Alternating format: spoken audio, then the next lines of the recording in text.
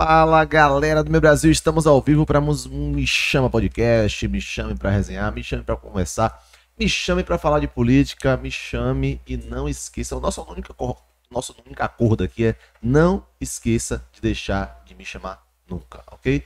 Somos retransmitidos através da sdptv.com.br, mais de 169 países, lá a partir das 18h30, dia de terça e quinta é a reprise do nosso programa. Certo? Também temos aqui o apoio da Mix Criativa, lá no Imbuí, pensou em comunicação visual e gráfica, lembrou da Mix Criativa. Temos o apoio da Expansão Coros, né? Pensou na estética e no conforto para o seu carro, você quer a Expansão Couro, venha conferir nosso verdadeiro espetáculo, 71999273762.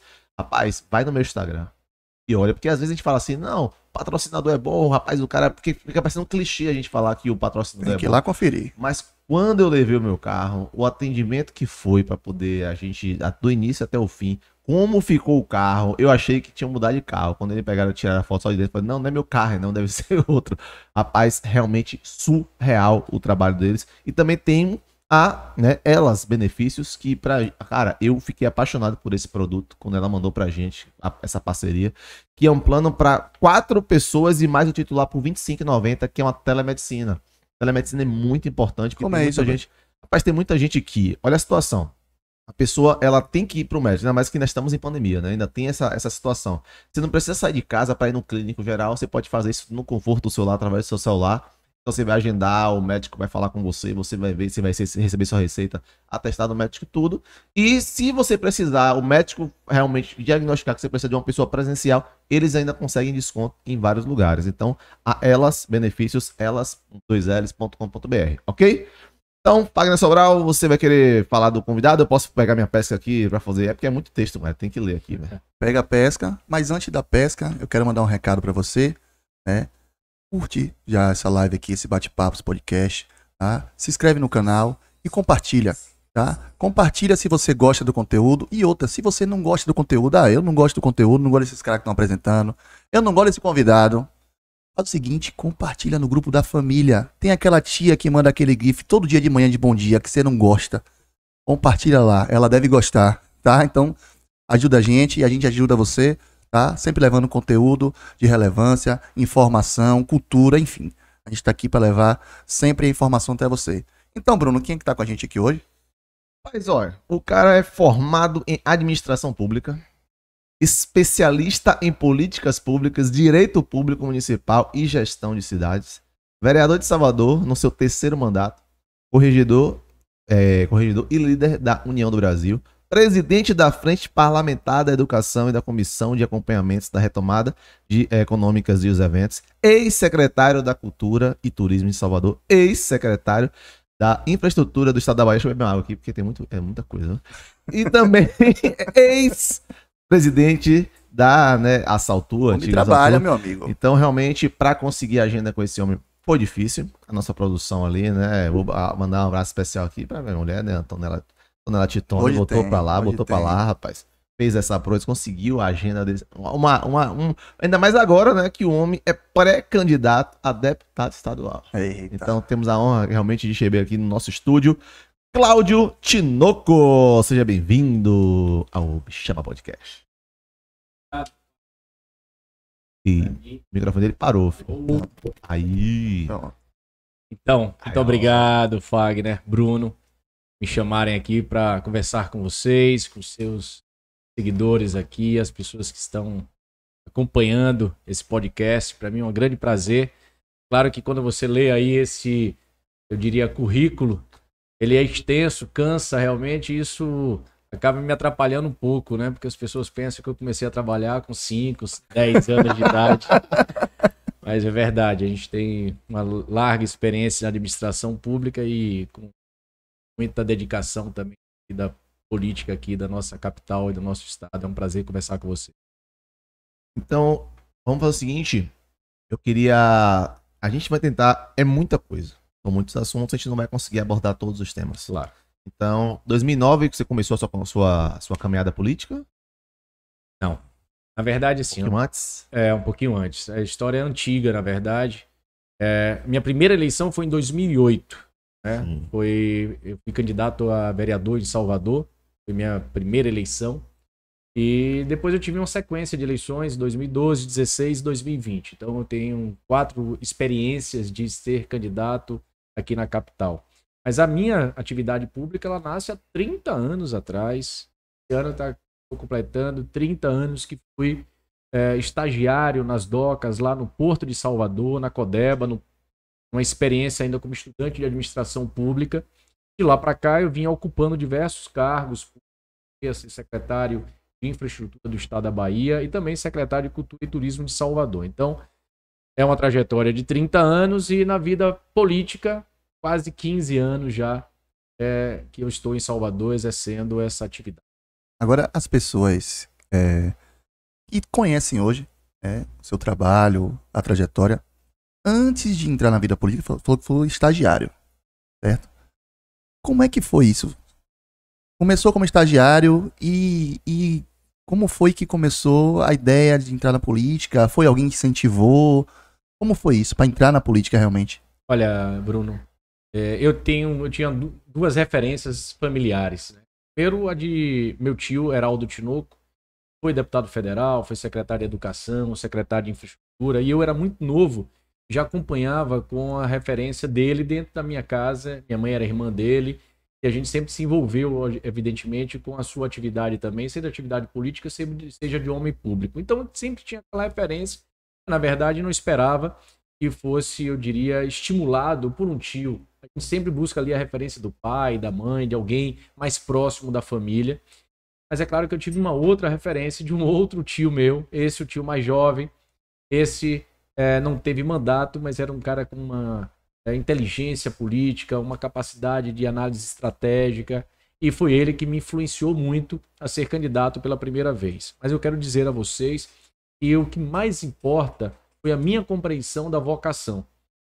Eu sou filho de pais que não foram formados em nível superior, sou irmão de caçula de irmãos que não tiveram também a graduação superior, e eu resolvi então exercer aquele papel de construir a minha profissão como administrador público. Então fui fazer a Universidade Federal da Bahia, especializei em políticas públicas, em gestão de cidades, e a política veio com a experiência também na vida pública, exercendo cargos importantes aqui na Bahia, mas também de muita, eu diria, proximidade com os problemas do Estado, com os problemas da cidade. E isso foi, logicamente, me aproximando das pessoas e as pessoas mesmo estimulando, e eu levava jeito, né, porque ajudava as pessoas, resolvia os problemas, chegava junto. Então é uma mistura de vocação, de referência, mas sobretudo de estímulo na relação com as pessoas. Então, aproveitando esse gancho aí, fala pra gente sobre, já que você falou de educação, projeto para tornar a educação uma atividade essencial. Então, isso partiu de você, então já fala um pouquinho sobre isso pra gente. Isso foi muito interessante porque quando estourou a pandemia, né, ali em março de 2020, a primeira medida foi de fechar tudo, né? E fecharam-se as escolas também. E aí, é claro, passamos aquela primeira fase.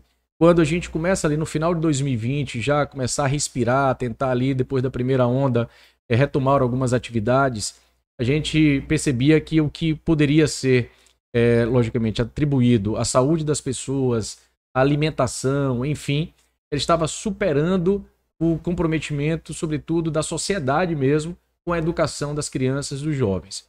Isso virou em 2001 e 2021, então a gente abriu o ano de 2021 quando a pandemia tinha arrefecido, diminuído todo aquele efeito. Então, eu estava no início do meu 3º mandato, nós então defendemos a apresentação da educação como atividade essencial. Abrimos uma série de discussões com a sociedade, trouxemos especialistas de fora da Bahia, inclusive. A gente já tinha ali uma referência que eu acho que é das piores da pandemia, além do todo o problema da saúde, das mortes que a gente sente muito, que a gente fica enlutado, que a gente sentiu na pele quando a gente acompanhou todo o efeito disso. Mas, de fato, quando a Bahia, por exemplo, passou todo o primeiro período da pandemia sem oferecer 1 minuto de educação à distância para os jovens matriculados nas escolas estaduais, isso marcou, de fato, a minha atuação naquele momento. Então, nós tivemos ali uma série de audiências públicas, realizamos podcasts, inclusive, para eu diria, ampliar o debate, e a gente apresentou um projeto de lei para que garantíssemos na lei, ou seja, na regra, e os poderes públicos e o próprio setor privado considerasse a educação como essencial.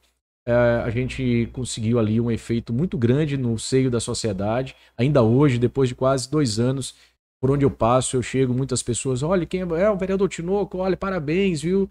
É você o que você fez pela educação. Então é isso. Aquilo que está na essência da nossa formação humana, né, da nossa base de instrução, de formação, de inteligência, enfim, né, de construção da vida humana, e na pandemia estava sendo deixado de lado. Então, foi esse o motivo e foi essa a nossa iniciativa que eu acho que a gente conseguiu, mais do que uma bandeira levantada, a gente conseguiu, eu diria, refletir um anseio de parte da sociedade que estava fazendo esse clamor também. As crianças passando problemas sérios psicológicos, né? Problemas mentais, as famílias com muitos problemas de convivência e, sobretudo, esse grande fosso em uma geração toda por não ter ali acesso a muitos conteúdos durante aquele período. Então essa aí foi a nossa bandeira.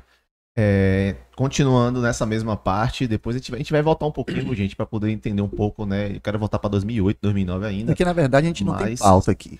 Mas a gente vai surgindo as ideias, a gente vai pensando, vai largando. O negócio aqui é assim. De acordo com acordo com o tema, que a gente tá falando de serviços essenciais, tem uma coisa que marcou sua vida e você não sabe, irmão. Opa! Marcou sua vida. Você quer que eu prove? Prove. Foi culpa dele que marcou sua vida. Prove aí.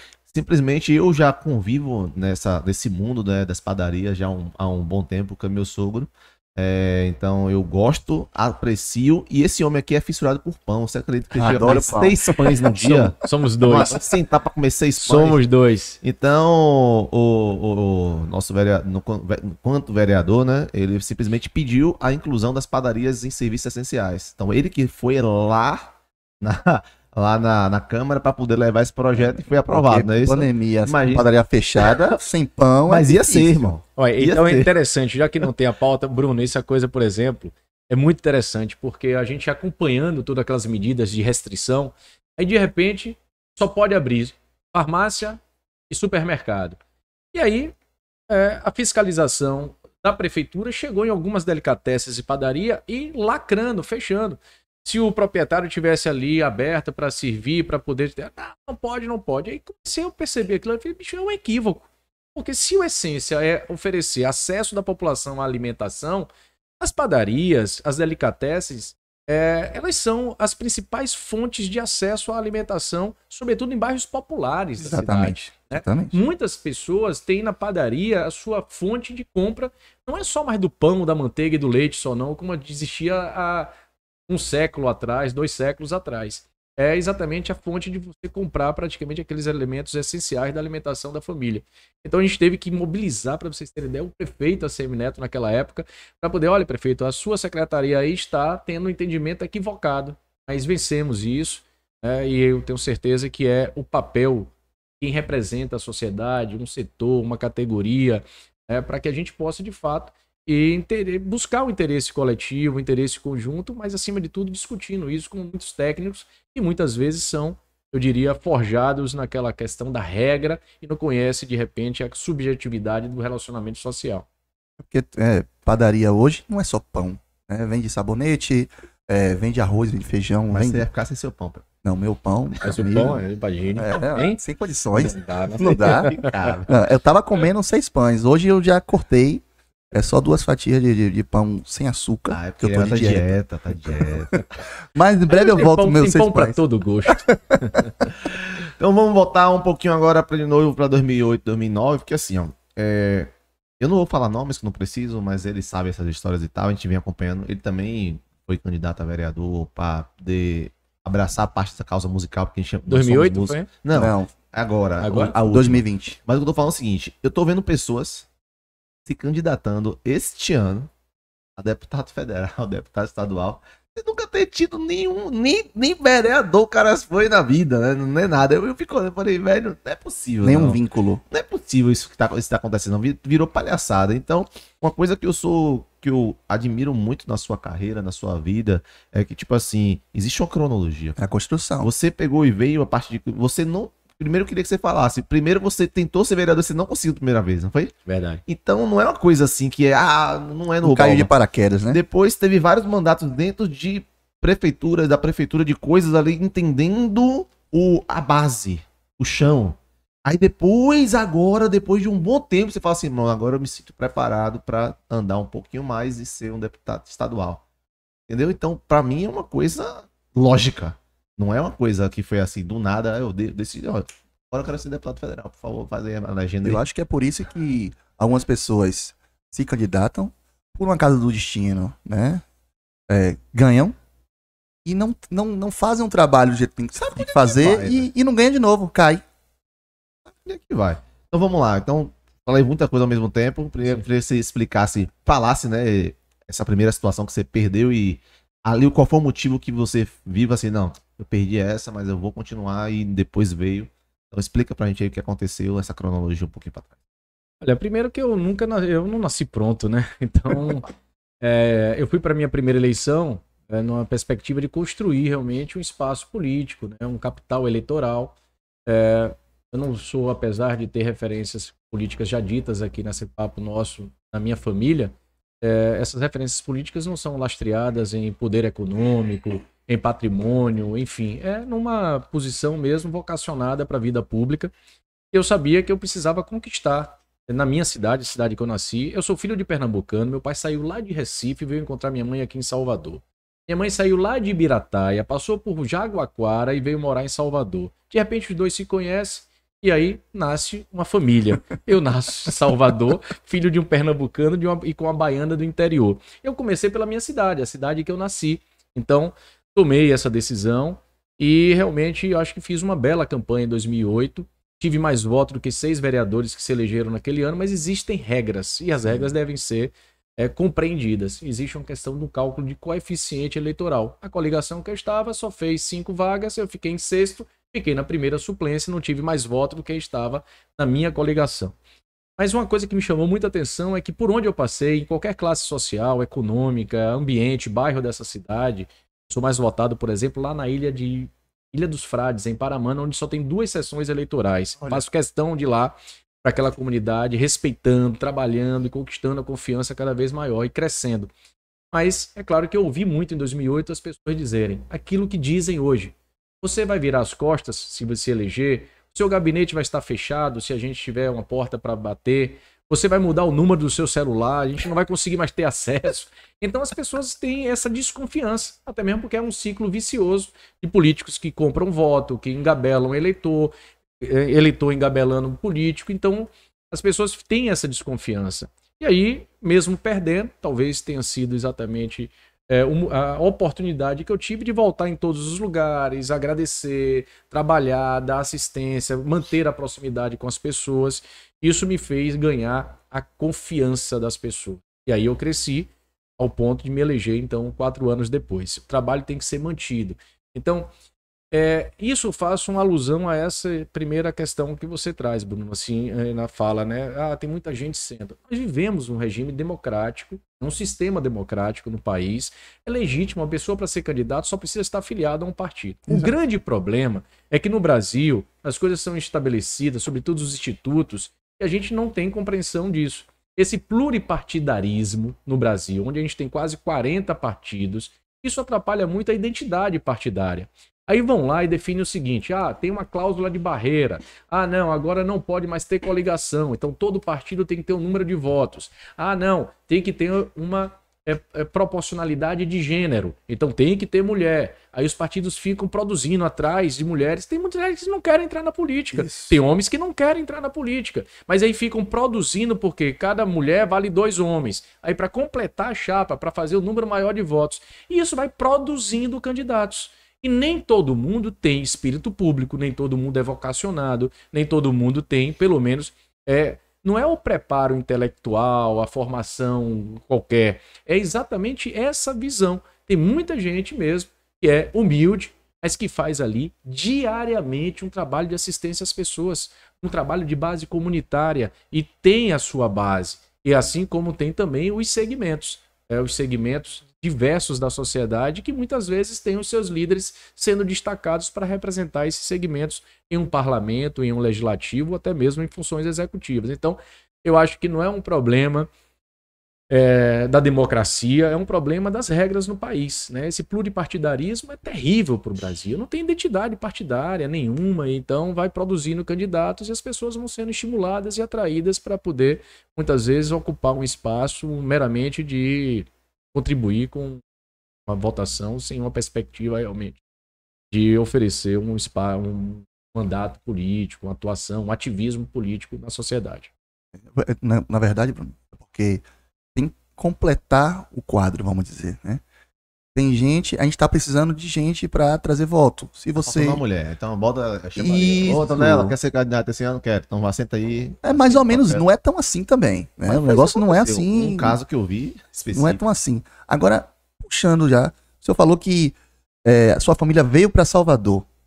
Salvador é uma terra que o pessoal chega aqui e não vai quer ir embora, embora. não. Sai não. Não quer ir embora. Chega aqui, fica aqui. Pensa tudo. Então, já ligando isso, teve um projeto, queria tirar essa dúvida, e falar pro pessoal também. Roadshow Salvador. Esse projeto, como é que foi esse projeto? Se deu esse projeto? Foi com a ABIH, não é isso? Foi. Como é que se deu esse projeto? Qual foi a finalidade desse projeto? Isso é muito legal. Isso foi uma experiência na Secretaria de Turismo e, na verdade, nós não inventamos nada. Eu tenho uma grande referência na minha atuação como gestor na área de turismo, que é Paulo Gaudenzi, o saudoso PG, esse cara que realmente ofereceu à Bahia das melhores contribuições, que foi projetar o nosso estado para o mundo inteiro. Ele que foi secretário de Cultura e Turismo do nosso estado por diversos anos. E depois, PG ficou, eu diria, nos bastidores, ocupando funções no trade turístico da Bahia, prestando consultorias. E ele tinha, então, uma experiência como secretário de Turismo da Bahia de criar os roadshows, que eram exatamente rodadas de apresentação de negócios, visando promover e vender a Bahia no mundo inteiro. Nós usamos esse modelo e fizemos uma parceria da Prefeitura de Salvador, através da Secretaria de Cultura e Turismo, com a ABEH, que é a Associação Brasileira da Indústria de Hotéis, Seção Bahia, e saímos para as principais cidades do Brasil e algumas capitais da América do Sul, fazendo essa capacitação de agentes de viagem, de operadores de viagem, que vendiam o Brasil, que venderiam a Bahia e que, consequentemente, passariam a vender Salvador. Isso foi um sucesso. Nós conseguimos realmente colocar Salvador na prateleira de venda dessas principais operadoras e agências de viagem. Repito, as principais cidades que são emissoras de São Paulo, interior de São Paulo, Minas Gerais, Rio de Janeiro, estados do Sul, aqui no Nordeste praticamente todas as capitais, e também cidades, nós tivemos no Chile, nós tivemos na Argentina, nós tivemos no Peru, fazendo com que a Salvador, renovada e transformada, e aí é lógico, a gente precisa ter um bom produto para poder oferecer ao mercado para consumir. Salvador passou por uma grande transformação nos primeiros 4 anos de Neto, e nos 4 anos seguintes do segundo governo, quando nós éramos secretários, nós tínhamos um grande produto para vender como destino turístico. Conseguimos colocar Salvador com esse programa e com outras iniciativas, como o primeiro destino turístico no Brasil, na América do Sul, em alguns veículos internacionais, como destino a ser visitado. E chegamos em 2019, ou seja, antes pandemia, a bater o recorde de visitantes. Chegamos a ter aqui 9.700.000 turistas visitando Salvador naquele ano, fazendo com que Salvador se colocasse numa posição muito destacada, ganhando 3 prêmios nacionais de turismo entre 2018 e 2019. E esse projeto parou, continua? Não, continua. Graças a Deus, né, pela continuidade, inclusive, do modelo de gestão de Neto, que Bruno assimilou em algumas coisas. Ele vem, evidentemente, colocando a marca dele gradativamente. Bruno assumiu, vocês todos acompanham isso, em pandemia, no momento mais crítico da pandemia no ano passado, em 2021. E agora, evidentemente, ele vai colocando aí algumas das suas iniciativas próprias. Mas esse modelo de promoção da cidade, ele manteve e, é claro, espero que perpetue aí, trazendo, logicamente, inovações. A gente tem outras experiências. Nós trouxemos um programa para aqui chamado POP, que é o Programa de Otimização de Performance. Nós fomos buscar no mundo a melhor ferramenta de monitoramento das resenhas, dos comentários dos turistas em relação a alguns serviços, como por exemplo a parte de hotelaria. Então muitas vezes você vê um turista se hospedar num hotel, numa pousada, e às vezes ele faz uma crítica lá, ele vai lá na plataforma dessa digital, fecha ali a diária dele, passa 2, 3 dias, 7 dias no hotel. E muitas vezes a experiência dele pode ser boa ou ruim, ele faz os comentários naquela plataforma digital. Umas delas aí que não são mais conhecidas, mas tem inúmeras, são mais de 170 plataformas digitais no mundo fazendo venda de hospedagem. A gente pegou essa ferramenta e trouxemos para Salvador, oferecemos aos hotéis, bancamos os primeiros anos e fizemos mais uma inovação, que foi trazer os nossos atrativos públicos, os logradouros públicos, como a Praia do Porto da Barra, o Mercado Modelo, a Igreja do Bonfim, para a avaliação instantânea dos turistas pela cidade. E era uma forma que tinha nós, do poder público, de ficar monitorando o desempenho dos nossos atrativos. E, de repente, poder intervir também para melhorar aquilo que, de repente, não tivesse bem, ou até mesmo otimizar aquilo que estava sendo muito bem aceito, como é o caso do Museu Casa do Carnaval, que nós implantamos na nossa gestão e que rapidamente passou a ser um dos mais visitados e comemorados, inclusive ganhando selos de excelência, por exemplo, no TripAdvisor, que é uma das principais plataformas de avaliação de atrativos no mundo. Turístico. Né? Já entrando, pegando esse gancho também, eu trabalho com turismo, eu trabalho com música. Uhum. Né? Minha esposa trabalha com turismo há muitos anos. Então, muita gente fala, meu amigo, Tinoco entrou e Tinoco tá fazendo. Tinoco, no popular, Tinoco tá bagaçando. Tinoco é o cara. Então, assim, qual foi primeiro a expectativa, logo quando entrou, assumiu a secretaria? E quando assumiu, foi Neto que fez o convite, como é que funcionou isso para entrar e a expectativa para começar a trabalhar? Isso é bem interessante, né? Porque eu sou formado em administração pública, sou gestor, mas tenho uma atividade política. Então, muitas vezes é muito comum pessoas falarem, né? Político ocupando cargo executivo. O Neto ficou muito à vontade. Primeiro, porque ele me conhece há 23 anos. Segundo, porque ele conhece a minha capacidade de trabalho. E terceiro, porque ele confia realmente na minha dedicação, na minha entrega. E aí foi exatamente isso. Eu me reelegi com ele em 2016. E aí, no finalzinho ali de 2016, a gente já estava se preparando para tomar posse. Ele me convidou, então, para assumir a Secretaria de Cultura e Turismo. Eu tive que me licenciar da Câmara, então fiquei com o secretário de 2017 até abril de 2020. E, assim, o convite não foi desassociado de outra coisa que não fosse exatamente consumir minha capacidade de trabalho. Neto colocou na Secretaria de Cultura e Turismo a construção do Centro de Convenções de Salvador, um grande desafio que eu liderei e consegui, de fato, fazer essa grande entrega, não só a obra, a construção, a entrega final, mas, sobretudo, ela com uma concessão. Olha que foi uma grande inovação que Salvador pôde produzir, trazendo inclusive uma empresa multinacional para poder gerir durante um bom período, fazendo com que a gente não tenha riscos de que qualquer mudança no governo municipal possa atrapalhar essa atividade que é tão importante para a economia da cidade. A gente foi coordenador do primeiro contrato de financiamento internacional assinado pela Prefeitura de Salvador em toda a sua história, que é o Prodetur Salvador, e ali passamos a ser uma secretaria de obras, como, por exemplo, a obra de requalificação da Avenida 7, Praça Castro Alves, a construção do arquivo público e museu da cidade, que está muito próximo de ser inaugurado por Bruno, foi iniciado na nossa gestão, a obra de requalificação de Stella Maris, Flamengo e Pitanga, e toda uma estratégia de promoção digital de Salvador, de certificação, de capacitação. Então, eu diria que foi casada ali a minha vontade de trabalhar também, a minha capacidade de trabalho com a decisão política do prefeito. É claro que eu divido tudo isso com a capacidade dele, não só o comprometimento dele, porque alocou recursos, botou financiamento, mas também a minha, eu diria, sorte e eu diria êxito na formação de uma grande equipe. E nossa equipe era uma equipe enxuta, mas uma equipe muito competente. Eu tive a felicidade de trazer pessoas que estavam na iniciativa privada para dentro da administração pública, pessoas da administração pública que muitas vezes podiam estar desmotivadas, eu consegui dar uma motivação e a gente formou com a equipe esse grande resultado que me honra muito.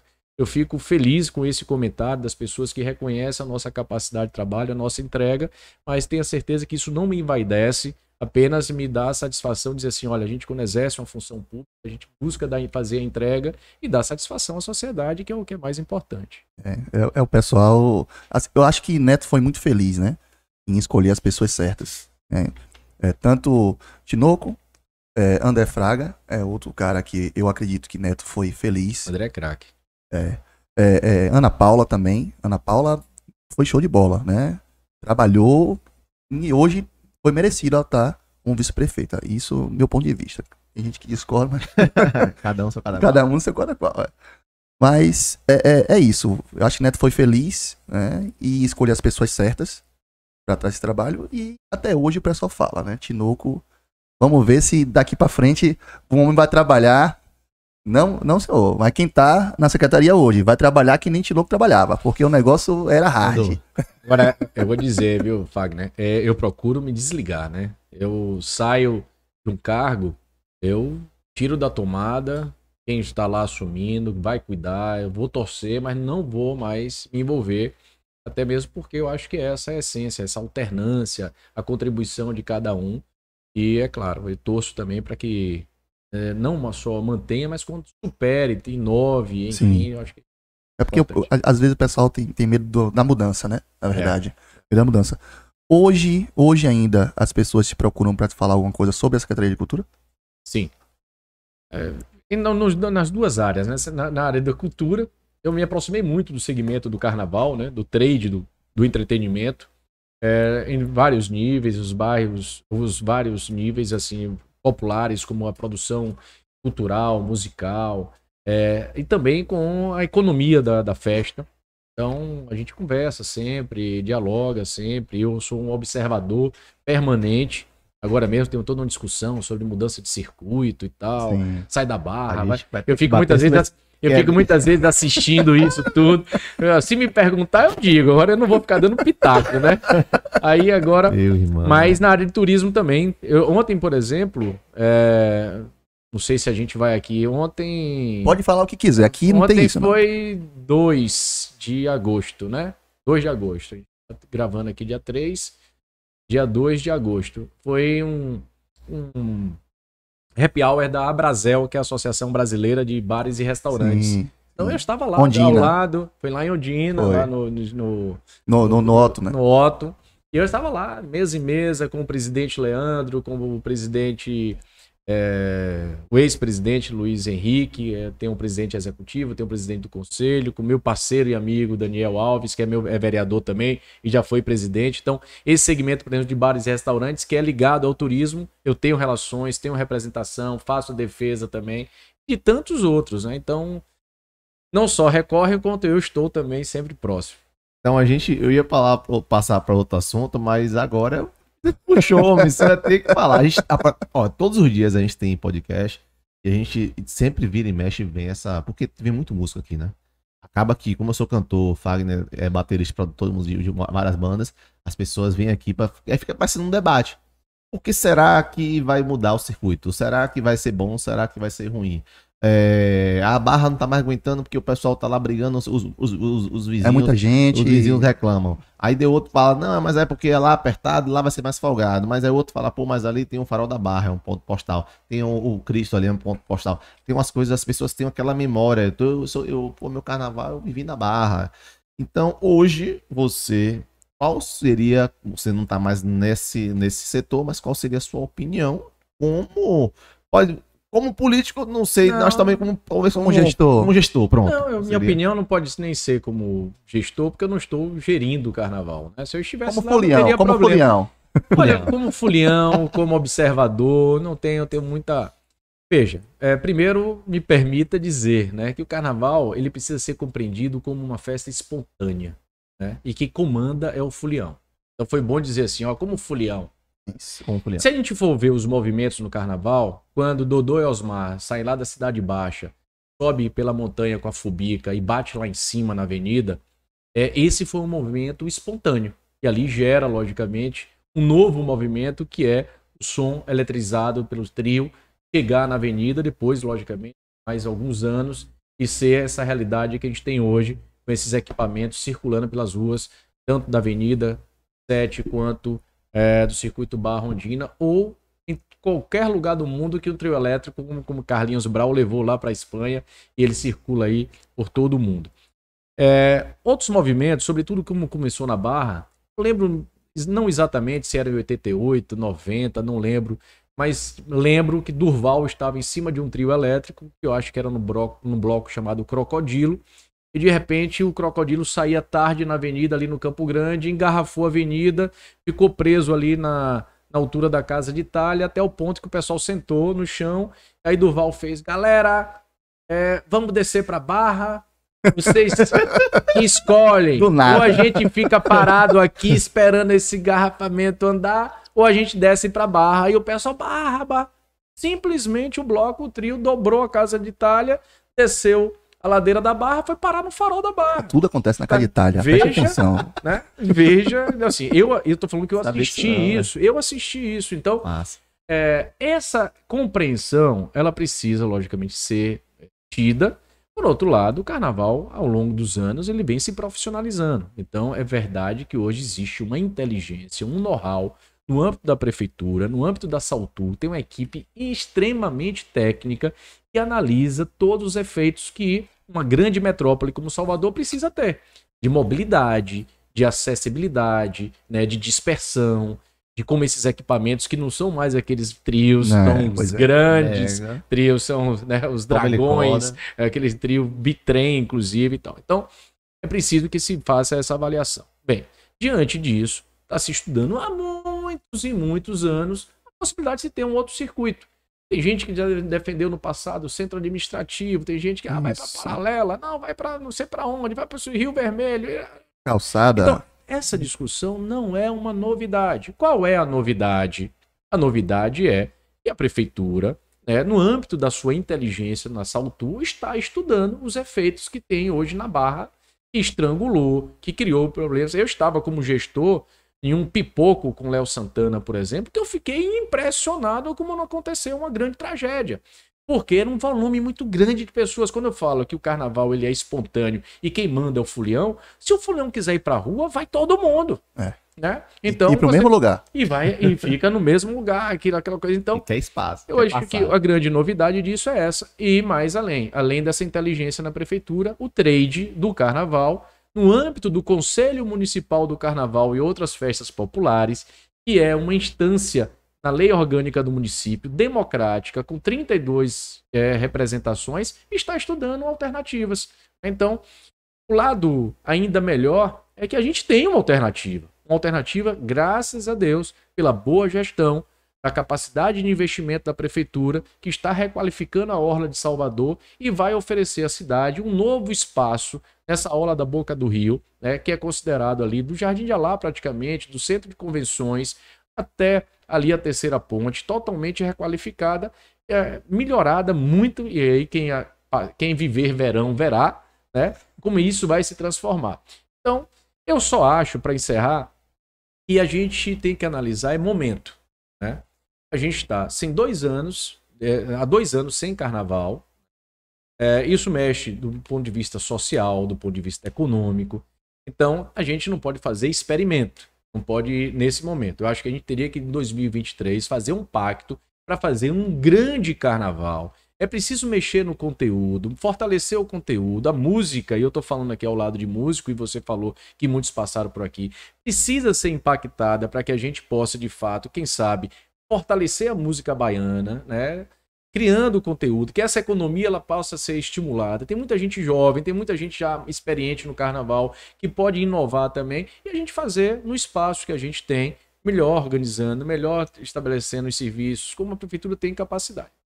Eu acho, na minha humilde opinião, de Fulião, que poderia deixar 2023 a gente fazer isso, preparar a requalificação da orla, e aí projetar para daqui a 2 anos, vamos lá, vamos fazer o que é que a gente vai fazer, tal, pronto. E aí era o fechamento que ia dizer, faz um evento, depois que essa orla estiver pronta, tá certo? Fora do carnaval, vamos testar esse novo espaço, testar esse novo modelo, pegou, Aí Foi. tenha certeza Pegou que no- aí o Fulião O povo vai. que pede, eu quero. Agora Porque eu se quero lá não ver. for bom, o Fulião não vai. É, exatamente. Bom, Agora, Bruno, eu tenho certeza que muita gente não sabia. Ele contou aí que quem foi que levou a galera pra Barra a primeira vez. Eu- Ó, mas, ó, não faça isso não. Que isso, aí vai dar briga. Porque Daniela disse que foi ela, é uma parte da história confirma isso. Eu conheço essa história. Brau disse que foi ele, Pronto, uma parte da história diz. um dos primeiros, Então, pronto. eu tô dizendo que Durval foi neste ano. Não tô- fez essa dobrada, já tinha carnaval até lá embaixo. Não tô dizendo que ele foi um dos sozinho, primeiros. Foi um dos primeiros. não. Foi um daqueles que fez o Pronto, movimento. E aí já fica. Agora, se você recapitular um pouquinho, você. Eu não sei se você lembra. Você, Bruno, pra quem não sabe, Bruno. Quando eu digo isso todo o programa, né? Que a gente fala de história. Quando o pessoal começou a produzir as pirâmides no Egito, o Bruno já tava lá coordenando. Então, ele é um cara antigo. Mas quando o carnaval foi pra Barra, muita gente falou, não vai prestar não, porque o circuito que presta é o circuito do Campo Grande, que é tradicional, porque as pessoas têm dificuldade em aceitar mudança. Não pra ver qual vai ser o pró e o contra da mudança, né? É estudar realmente o que é que vai acontecer. Então, é a gente fazer um evento teste pra ver realmente se vai dar certo, se vai ser bom pro povo, se não vai ser bom, porque o que interessa é que seja bom pro povo. Agora tem uma coisa, só me permita aí, porque Sim. você puxou um negócio aí, Wagner, que não é mudança para acabar a avenida. É. Mas se alguém pensar dessa forma, aí vai ter sempre minha posição, eu diria, muito dura contrária. Né? Não é só porque eu gosto da avenida, não gosto que eu gosto do Campo Grande, até mesmo porque eu tenho idade para poder ter já passado muitos carnavais lá em cima. É porque é necessário. Né? Você não tem espaço para todos. Esse é um espaço tradicional do carnaval. A gente vem há anos buscando fortalecer. Eu lembro quando eu trouxe de volta Moraes Moreira para se apresentar no Carnaval de Salvador. Botei Moraes Moreira fazendo encontro de trios na Praça Castro Alves. Você sempre tem ali, ano a ano, tentativas de poder fortalecer o Carnaval da Avenida. E ainda tem essa função de integração. Você tem desde o Pelourinho, do Centro Histórico, passando pela Avenida, né, pelo Campo Grande, chegando até Barra Ondina. Então, é um grande espaço, né, de ocupação, de conteúdo e para os foliões. Então, lembrando, inclusive, eu sou conhecedor do Carnaval de Salvador, a gente tem carnaval nos 10 bairros. Eu fui um dos que liderou o movimento de oficialização do carnaval do circuito Mestre Bimba, que poucas pessoas conhecem, mas quem conhece o Carnaval do Nordeste Amaralina sabe da força que tem do ponto de vista cultural, musical, econômico e social. Então, a gente precisa ter cuidado com isso para não dizer assim, olha, o Carnaval de Salvador agora vai ser na Orla da Boca do Rio, o Carnaval vai ser na Barra. Não, o Carnaval é de toda a cidade, a gente precisa levar isso lá para os pierrots de plataforma, lá para Piripiri, para a Liberdade, que é coração do que a gente tem de melhor do ponto de vista do afro, enfim. Então é essa atenção que eu chamo nesse momento. E o carnaval é grande nos bairros. Eu já toquei em praticamente todos os bairros do carnaval e é gente. É muita É gente. muita gente. Imagine se todo mundo fosse para um lugar só. Não dá. Não tem condições. Não tem condições. Vamos lá, então continuando, vou pegar agora mais um gancho. A gente pega sempre os ganchos, eu acho que parece que as coisas vão encaixando. Ele acabou de falar de Amaralina. Hoje você tava lá na Amaralina, né? Nordeste Amaralina. Só que as pessoas, aí o tema que eu queria tocar é o seguinte: as pessoas ficam falando muito o que acontece. E eu posso falar com propriedade que no seu caso não entra nesse contexto onde você só faz campanha de 4 quando tá no período e você some e depois aparece, né? E aí a gente tava aqui, aí não chegou. Campanha não. A pessoa só A aparece. pessoa pública só vai no lugar Em 4 e 4 anos. em 4 anos. Pronto. Aí, por exemplo, vou pegar agora um gancho, até uma matéria para poder juntar essa história. Você estava lá hoje no Nordeste, e aí eu tenho aqui uma matéria de 2015, né? Onde tem aqui, ó, Cláudio Tinoco comemora ordem de serviço para Nordeste Amaralina. O prefeito anunciou também a construção do Centro Municipal de Educação Infantil. Ou Trabalhando. seja, trabalhando. E aí você tá lá hoje de novo, e aí as pessoas falam assim, aí você falou, continuação. Isso foi feito em 2015. Você não precisava nem lá mais, né? Já que você já né? E é uma continuação. Então fala para mim sobre esse tema agora. Isso é compromisso de vida. O meu slogan é compromisso e trabalho. Então, o meu compromisso é esse. É com cada pessoa e cada local que me acolhe. Então, eu cheguei no Nordeste Amaralina em dezembro de 2007 como pré-candidato a vereador. A primeira reunião que eu tive lá tinha umas 10, 12 pessoas, lá na Cruz do Areal. Batemos um papo e a partir daquele momento ali eu passei a conviver com as pessoas. Foram várias eleições, mas acima de tudo, muitas entregas. E eu, graças a Deus, tenho ali uma convivência que é de intimidade com a população. Seja meu eleitor ou não. Tem muita gente que não é meu eleitor, mas que tem a consideração por mim, tem o respeito, tem admiração, porque sabe reconhecer que a gente está ali trabalhando. Você cita, por exemplo, essa ordem de serviço 2015, isso aí foi do CEMEI, que é uma creche na chamada Rua do Gás, ali entre a Santa Cruz e o Vale das Pedrinhas. Quem conhece a realidade, isso era uma área de um tremendo lixão, um problema seríssimo de drenagem, havia alagamentos com chuvas fortes ali, o lixo se misturava com aquela inundação. Era uma das cenas mais grotescas que tinha naquela região, já ganhando inclusive imagens de televisão, sites, etc. E a gente fez um compromisso ali de trabalhar, buscar, levei engenheiro, levei secretário de infraestrutura, estudamos, criamos uma alternativa de uma obra de macrodrenagem, o prefeito alocou recursos, depois foi feita uma enquete pela ouvidoria do município, o que é que a população quer naquela área, é um posto de saúde, é um CRAS, é uma creche, e a gente ali trabalhando junto da comunidade, não, venceu a creche, vamos trabalhar para isso. Aí os engenheiros, não, mas aqui tem que construir a tal altura por causa da água, não, vamos fazer a obra primeiro. Então a gente vai numa construção dessa, e isso tem uma sequência histórica, né, de tempo. E esse tempo vai passando e as pessoas nos veem presentes, são inúmeras experiências, a gente então vai ganhando a intimidade e passando a ter um pertencimento. Quando a gente chega muitas vezes numa comunidade nova, num bairro, numa cidade nova, muitas vezes as pessoas têm desconfiança. Você é igual aos outros que vão ali sumir. Se você faz diferente, e aí eu tenho o meu mapa eleitoral. 2008, 2012, 16 e 20. Você não vê de Tinoco, bairro tal, depois muda para outro bairro, não. Meu mapa eleitoral, o resultado, ele é uma mancha que vai crescendo onde eu estive desde a primeira. Eu prefiro investir a minha relação, a minha energia, a minha capacidade de trabalho naquele espaço ali, para ir podendo me ser conquistando aquelas pessoas que eu não conquistei antes.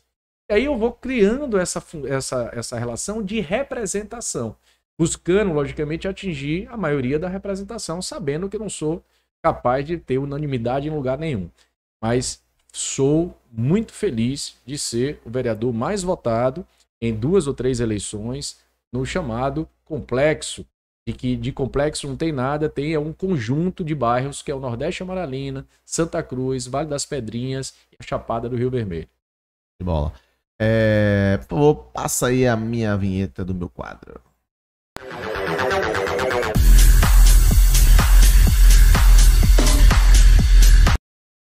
Agora não foi É uma palavra só, é? Rapaz, o papum é o seguinte, é difícil. Ainda mais para político fazer o papum é difícil. Uma palavra, 2. Uma palavra. Aí não pode repetir. Não pode repetir.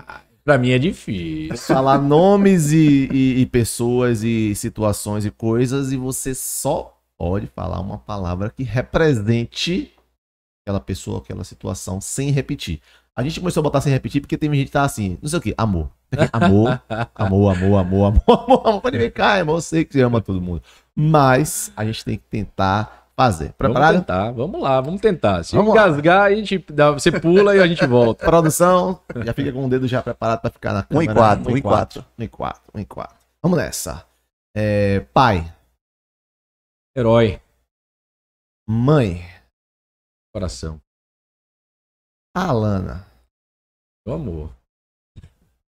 Gabriel. Duas palavras. Isso aqui é meu. Isso é meu. Ninguém pega, ninguém tasca. Gabriel. Primogênito, anjo. Anjo. Maria Clara. Filha. Theo. Futuro. UFBA.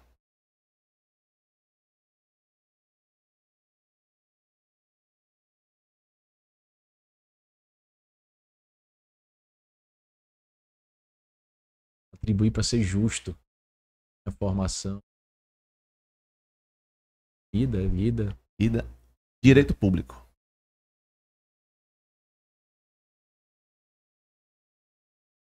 A palavra é difícil, velho. Tá apertando, bicho. Lei. Regra.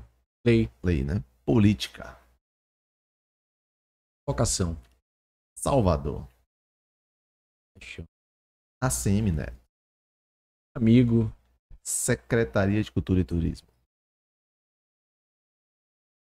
Experiência. Salto.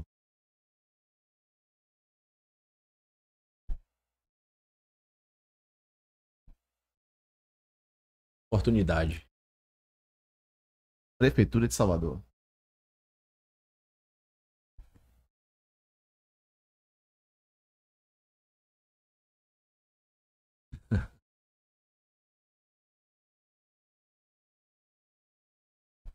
E tudo isso.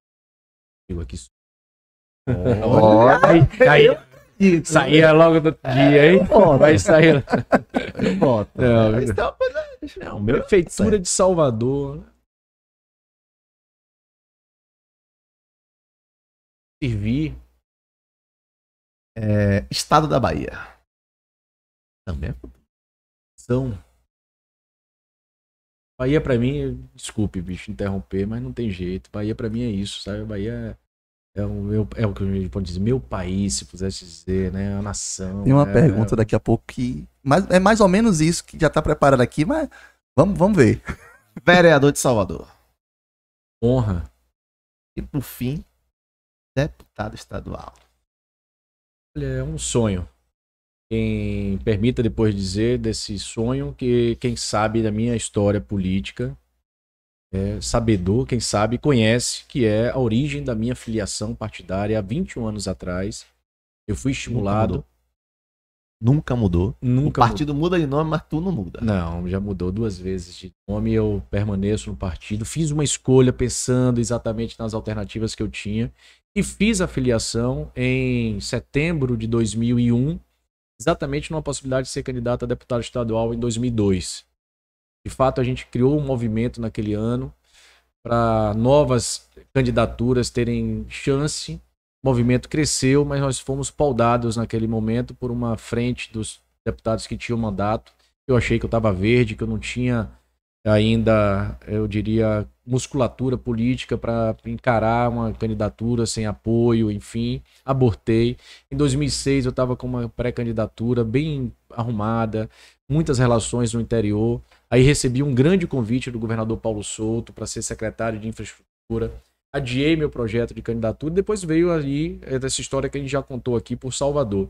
Então, ser deputado estadual para mim é um sonho, é poder exercer toda a minha experiência que tive na área da educação, na área da infraestrutura, da cultura, do turismo, para contribuir com o meu estado, contribuir com a Bahia. Eu já botei os pés em quase 300 cidades da Bahia, das 417. Conheço, tenho essa origem no interior, adoro a zona rural, adoro essa diversidade que a Bahia oferece, né?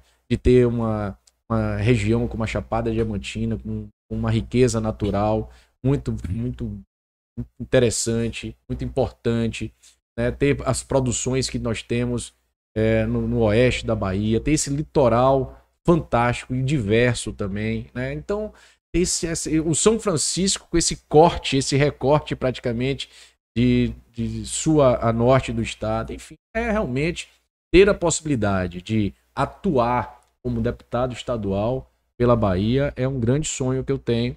Espero que esse sonho possa ser realizado o mais próximo possível. Posso mandar, galera, um abraço pro chat antes de você Com fazer aí? certeza. Porque eu acabei esquecendo. A galera sempre participa do nosso chat. Pessoas assíduas falando, mandando um abraço. Então, um abraço aí pra Cícer Dias, que tá aqui dando boa noite pra gente. Luziene Santana. Ela falou aqui, ó. Boa noite, meu deputado estadual estourado. Estamos juntos. A Tabita Marambaia mandou aqui, ó. Boa noite, Tinoco foi um excelente secretário de turismo em Salvador, sempre presente nos eventos do trade turísticos e sempre ouvindo o segmento para os projetos que levassem o nome da nossa cidade. Entendeu? Então não é ele que tá falando, é o povo, meu querido. Tô aqui. Um abraço para Adailson Santos Couto também. E ele tá fazendo uma pergunta aqui, seria importante você falar sobre esse tema, que eu acho também que que dá mobilidade para nossa cidade, né? Boa noite, presidente da Associação dos Motociclistas Profissionais da Bahia. Qual a avaliação de Tinoco? Ele foi um dos criadores das leis Mototáxi Salvador sobre a situação. Bem, eu de fato sou autor do substitutivo que criou a regulamentação de mototáxis aqui, da atividade de mototaxistas em Salvador, permitiu a regularização de 1.400 trabalhadores e, acima de tudo, a importância de dar garantias de segurança e oficialidade para que esses trabalhadores pudessem ter o reconhecimento, muitas vezes, que era discriminado, por exemplo, no período de carnaval ou no cotidiano da cidade. Mas o mais importante também, além desses trabalhadores, é oferecer segurança e conforto para os usuários. A gente sabe que um dos maiores índices de acidente automobilístico são com motos, com motociclistas, pessoas que têm, inclusive, problemas graves nesses acidentes.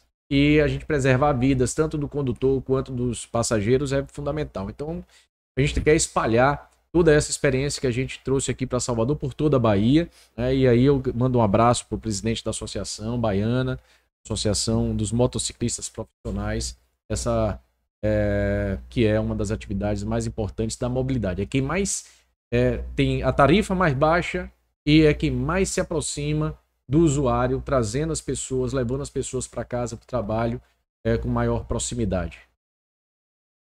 Cadê aqui? Tem gente aqui falando também que você foi o criador da... Cadê? PG, o criador da Bahia Terra da Felicidade, né? Esqueci para nosso turismo. Anderson Neto falando, esse homem para deputado estadual com muita seriedade. Deixa eu ver aqui. Vanessa Mello, boa noite, meu deputado. Tenho a certeza que irá fazer um excelente trabalho junto com o nosso governador ACM Neto. Obrigado, mano. Muito bom. Um salve aí pra galera do podcast também, que é o Podcast, tá aqui, tá assistindo. Falou que você é muito inteligente. O cara é o cara. Né? Você tem que respeitar, rapaz. Podcast, me chama. Podcast aí, ó. Pronto. Tá vendo que pega a galera abraçou esse nome de uma forma que fica assim autêntico. Me chama que eu vou, me chama. E a gente tem essa vontade de fazer. A gente sabe que a Bahia é muito grande. Também a gente pode fazer esse tour no Nordeste. Mas a gente fazer um tour no Nordeste pra poder fazer. Me chama. Eu vou lá, a gente leva uma parte da estrutura, aluga um local, vai lá e faz aqueles podcasts lá. Não precisa ficar trazendo as pessoas. Então é um dos objetivos meio de fazer também, de ampliação disso aqui. Deixa eu ver, mais uma pessoa aqui. Eliane Maria Dantas Ferrari. Parabéns, Cláudio Tinoco, pela dedicação à nossa cidade. Você é minha escolha certa para deputado estadual. Tamo junto. Também Beijo, Lica. Arnaldo Pinto de Souza, também falando aqui, ó. Nosso futuro deputado estadual. Não é futuro, não, é presente. Já foi, graças a Deus. Obrigado, Parede. Aqui. Obrigado por estar acompanhando aí o nosso bate-papo. Adriano Oliveira também tá aqui assistindo. Aqui, ó, Arnaldo Pinto de Souza falou uma coisa legal aqui, ó. Este homem público que abraça as entidades carnavalistas de Salvador, meu voto é certo. Obrigado. Aqui, a galera também do Vale das Pedrinhas falando que você é referência de educação. Pastor Carlos Eduardo Silva afirmando, esse é o nosso deputado. E é isso aí, galera. Muito obrigado para vocês que estão assistindo, vocês que estão escrevendo, vocês que estão mandando seus depoimentos, que isso é importante. Isso aí é prova social. Às vezes a pessoa fala assim, pra que eu vou falar que as pessoas já sabem? Não, gente. Não, fale. Prova social. A prova social é provando que a pessoa... Porque é muito simples a pessoa tentar se vender, se falar, porque eu faço isso, que eu sei isso, que eu fiz aquilo. É um monólogo que muito vereador e político faz, né, principalmente nesse período de eleição, mas na prática é quando a gente ouve uma pessoa falando de livre vontade, chegando no chat, falando, expressando, mano, a terceira pessoa, né? É muito importante. E pedir encarecidamente para todos vocês que já estão, se você tá conseguindo se inscrever no chat, significa que você tá logado no YouTube. Então se inscreve no canal, porque o YouTube ele só entrega o conteúdo para mais pessoas, que é um algoritmo. Se você estiver inscrito, se você entrou no chat aqui e você assistiu, tá gostando do conteúdo e você não se inscreveu, o YouTube ele não vai entender que você gostou. Então ele não vai compartilhar essa live para mais pessoas. Então muito obrigado. É isso aí, viu? Um beijo para todo mundo. Tamara Alves tá aqui, a Luziane Santana e por aí vai. Vamos lá, Fagner Sobral. Deixa eu só perguntar uma coisinha aqui. E inclusive é um marco para Salvador, né? E o senhor estava como secretário de turismo. Foi a entrega do Centro de Convenções de Salvador. Qual foi a sensação de entregar uma obra tão grande, né, para Salvador como o Centro de Convenções? Cara, a história do Centro de Convenções, ela tem muita ligação com a minha luta na representação do turismo, né? Então, nós demos 2 abraçaços no Centro de Convenções da Bahia, o que é ruína hoje, né? Defendemos a reforma, depois defendemos ali a retomada, a recuperação, e a gente não via do governo do estado nenhuma reação para a importância. Quando o Neto, então, nos chama, e não era só eu, eram outros secretários também, e olha, nós precisamos tomar uma providência, não dá mais para esperar o estado. Sabe o que é aquele ânimo que surgiu realmente em toda a equipe, e eu tive a honra de receber dele a incumbência de liderar o processo da construção, fazer a licitação. A gente sabe que é uma obra de 130 milhões de reais, então é um volume muito grande de recursos, você cuidar.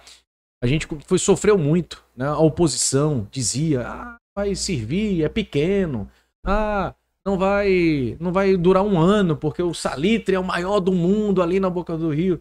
E olha que a gente tinha os melhores arquitetos, fazer justiça aqui, aqueles que projetaram o Centro de Convenções, os engenheiros que definiram. Tem gente que não sabe, tem um sistema de refrigeração do Centro de Convenções que ele inibe ou impede a entrada do ar de fora para dentro. Ele tem toda uma tecnologia que foi pensada, né? Ele foi aterrado ali do mar, né? Daquela parte do fundo para frente. Praticamente todo o primeiro piso do Centro de Convenções ele está protegido por aquele talude. Então, uma série de coisas. Tudo esse detalhe foi pensado. E é claro, quando a gente tinha um desafio de entregar no prazo que foi estabelecido também, e eu divido esse mérito com toda a equipe de obras públicas também, com a empresa que construiu. Mas é claro, a gente inaugurou no dia ali 25, 26 de janeiro de 2024 e 26 de janeiro de 2020. A nossa expectativa era que a gente pudesse já ter os primeiros grandes eventos no Centro de Convenções, mas aí veio a pandemia e aí foi aquele balde de água fria. A gente não teve realmente a oportunidade de poder ali fazer os grandes eventos ainda na nossa gestão, acompanhar. Mas é um equipamento que ficou para a cidade, ficou para a Bahia, e eu tenho a honra e agradeço a gentileza do prefeito ACM Neto, que permitiu o meu nome na placa de inauguração do Centro de Convenções. Então, não tenho vaidade com isso, mas tenho, evidentemente, como homem público, como uma pessoa que se dedica à vida pública, a satisfação e a alegria de saber que o nosso trabalho, o nosso suor, a nossa capacidade de trabalho ajuda a gerar movimentação econômica, gerar empregos e satisfazer também a cidade, e fica aí um marco para muitas outras gerações. Uma curiosidade, o Centro de Convenções ele tem um formato, não lembro de que agora, se é uma pomba. Uma pomba, é isso? É da pomba, que é o símbolo de Salvador, né? Então, André Sá, Chico Mota, 2 arquitetos fantásticos, esses caras merecem. Eu estou esperando aí a Câmara Municipal de Salvador se estabilizar para que a gente possa fazer uma grande homenagem a eles, né? E tem tantas outras pessoas que têm contribuído muito com Salvador. Quero aqui aproveitar para poder mandar um abraço e fazer com que a Bahia também reconheça o grande papel de Gringo Cardia, esse gaúcho radicado no Rio de Janeiro, que foi curador nosso na Casa do Rio Vermelho, que é o memorial de Jorge Amado e Zélia Gattai, na Casa do Carnaval, na Casa da Música Brasileira.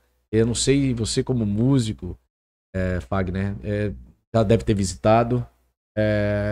Eu peço a todos, baianos, soteropolitanos, que marquem, que vão lá, é divertido. Que vão conhecer. É divertido, né?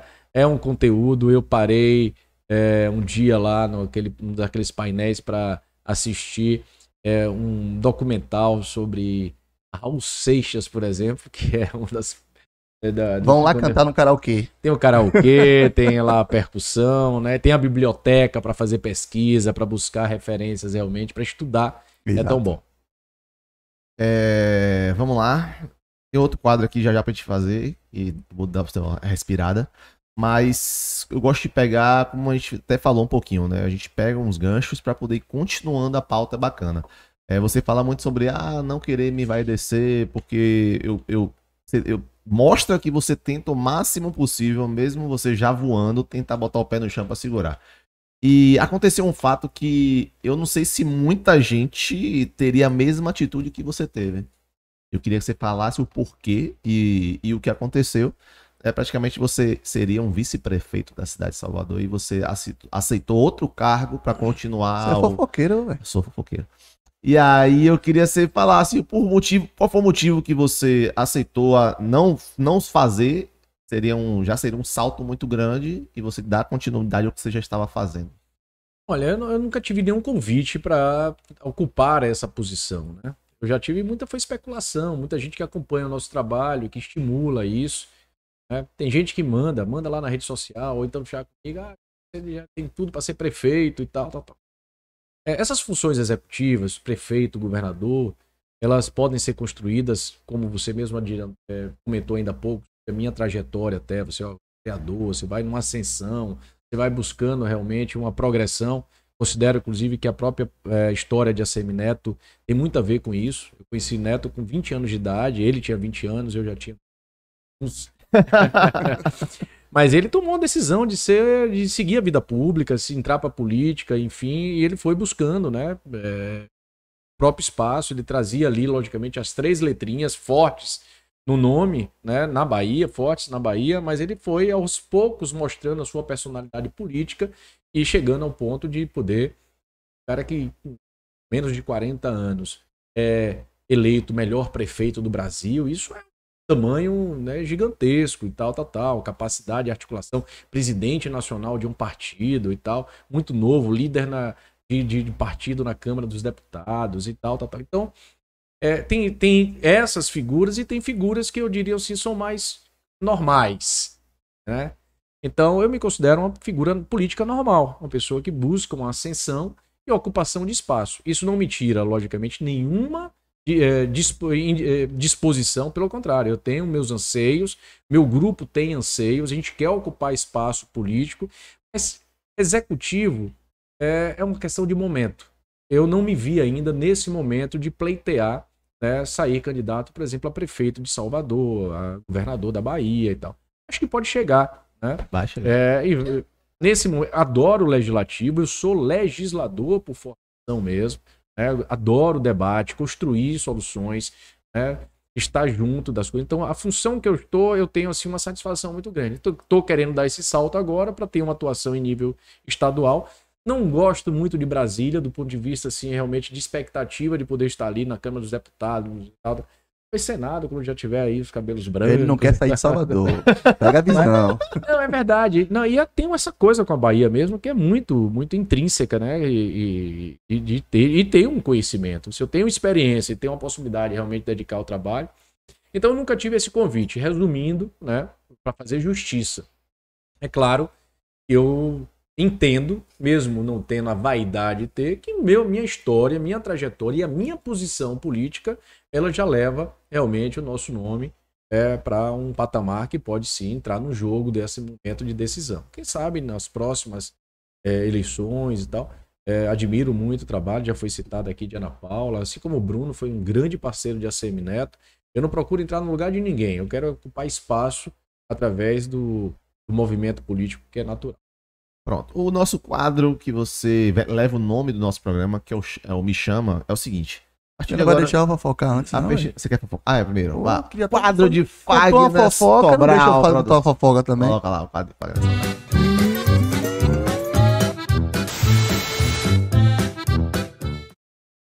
Fofoca é o seguinte.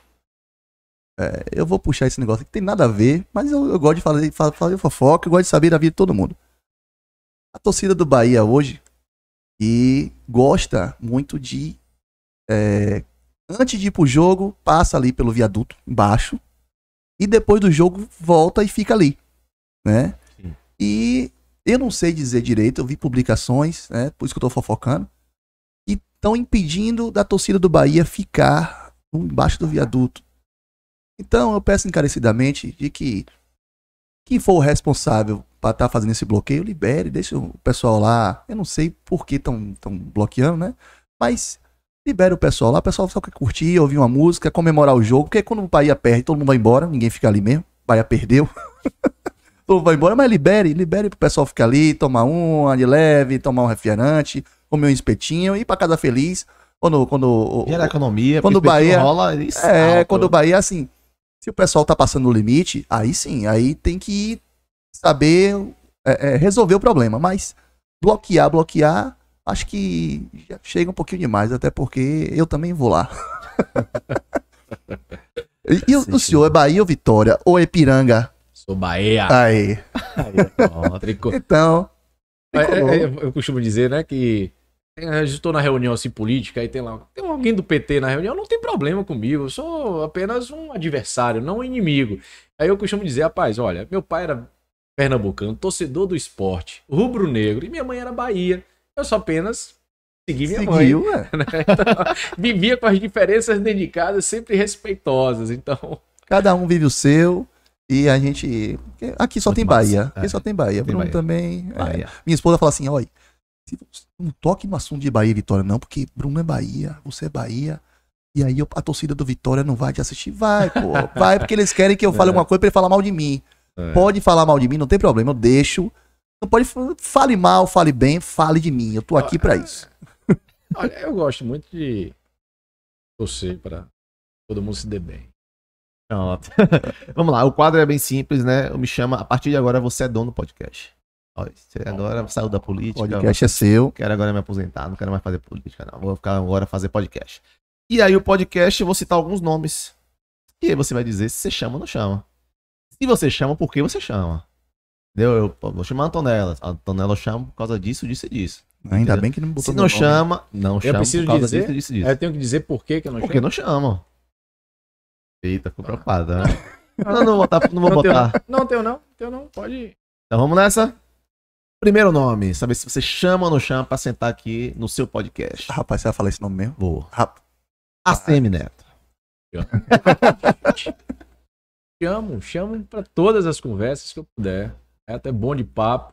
Sobretudo quando a gente tá assim, num momento muito descontraído. Neto é um piadista, gosta também de interagir. Olha, as melhores conversas que eu tinha com o Neto é quando a gente viajava. A gente viajava a trabalho, e olha que a gente viajou muito a trabalho, né, inclusive para fora do país, mas sempre tinha um momento ali, né, de relaxamento, quando a gente ia almoçar, ou então depois à noite, quando a gente... Então, porra, bater um papo com o Neto, nesse momento, fora do contexto de estar ali no dia a dia da administração, porque ele joga muito duro na administração, exigente demais, cobra muito.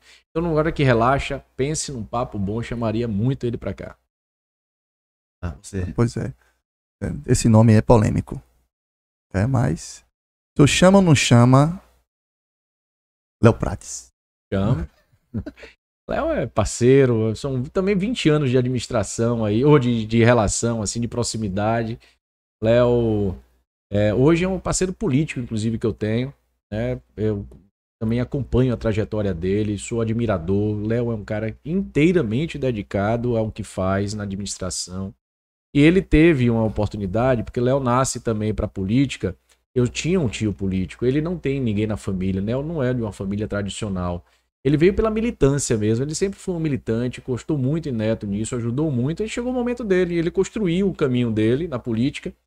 E a grande experiência que ele teve foi como gestor. Né? Um cara que é formado em engenharia elétrica, de repente vai ser secretário de promoção e combate à pobreza de Salvador. O cara deu um show, rapaz, deu um trabalho e de repente é chamado, vai para Secretaria de Saúde da Prefeitura.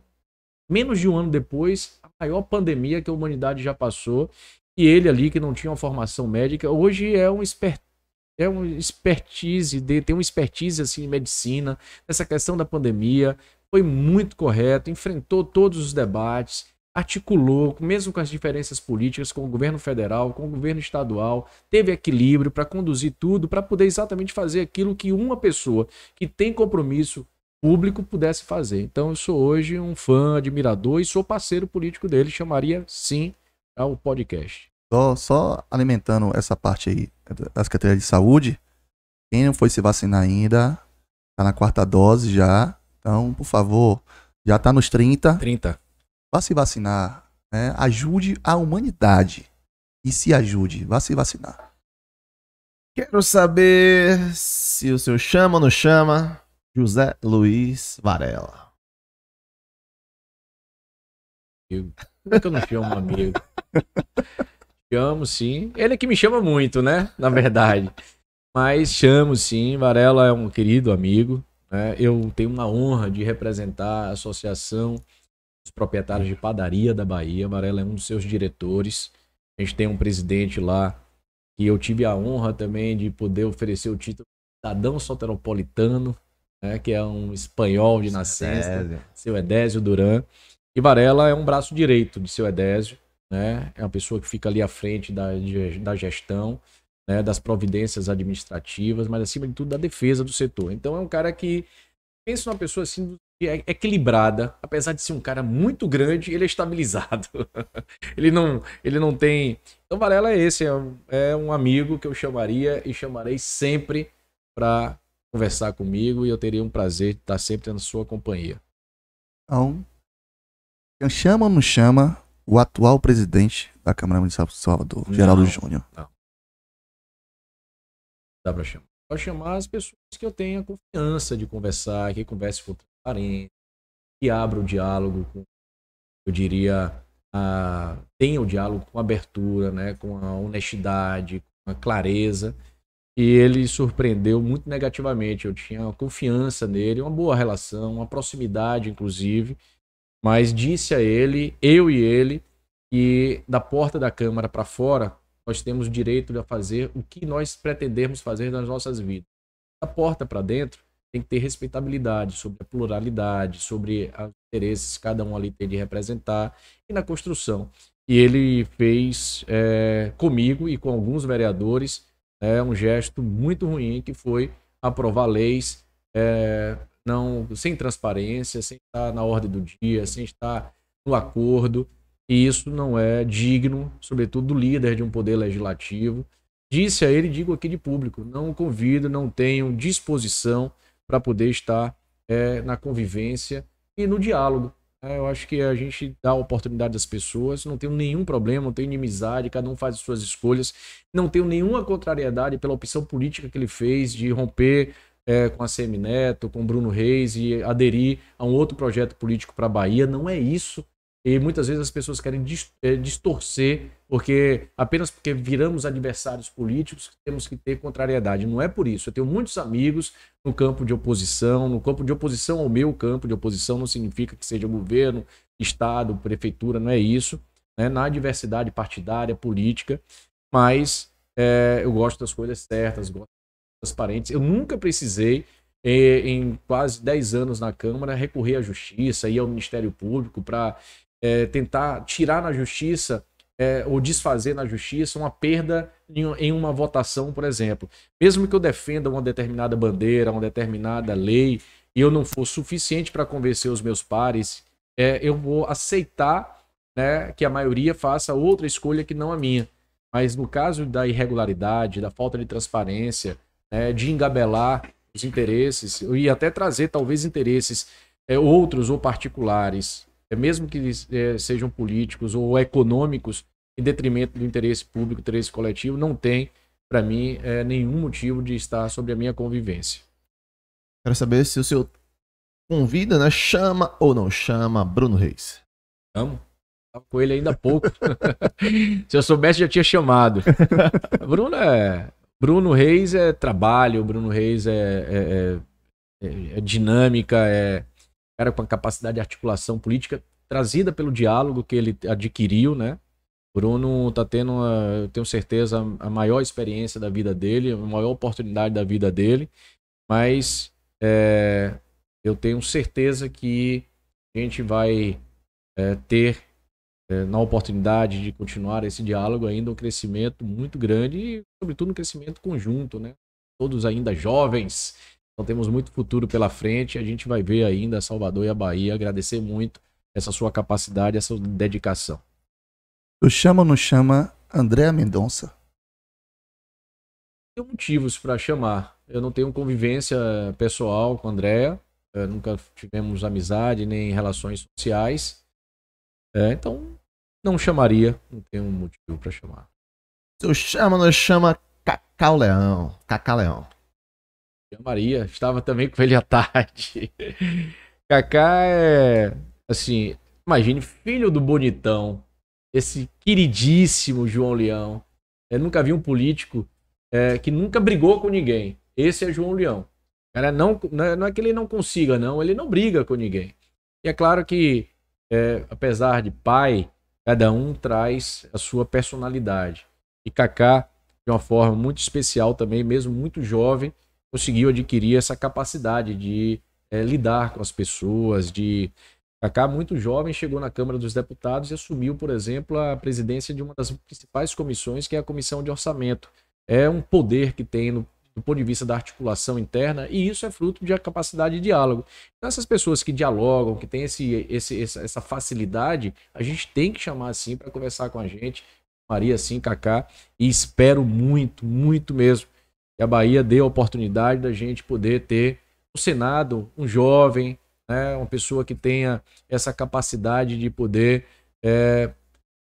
reassumir um papel de destaque na casa alta do Congresso Nacional, que é o Senado. A gente sente muita falta assim, de uma voz firme, de pessoas com capacidade de articulação. A gente viu que a Bahia batalhou para trazer a indústria automobilística para esse estado. De repente, uma indústria como a Ford resolve sair. E não é que a gente tivesse capacidade até de segurar, mas a gente não viu uma voz forte de assim, olha, a Bahia tem que ter essa responsabilidade, a Bahia tem que ter esse direito, a Bahia tem que ter. Então eu espero que a Kaká seja essa figura em nível nacional a partir de janeiro. Então, se eu chamo ou não chama... Essa pessoa aí tá difícil, viu? E essa pessoa, inclusive, a gente queria chamar. A gente queria chamar também pra vir pra cá, pra gente bater um papo. Eu acho que se ele chamar, bem. Será? Se eu chamo ou não chama... Alana Tinoco. Se eu chamar, a gente não vai sair do podcast. Eu já converso muito com ela em casa. Imagino que ela já pode ter até me ligado aqui, né? Passar uma hora sem falar comigo. Eu chamo, sim, a gente tem muito diálogo, conversa muito. A Alana é uma parceira mesmo, minha companheira, né? Minha mulher que muitos até atribuem ela ter mais tino político do que tinoco.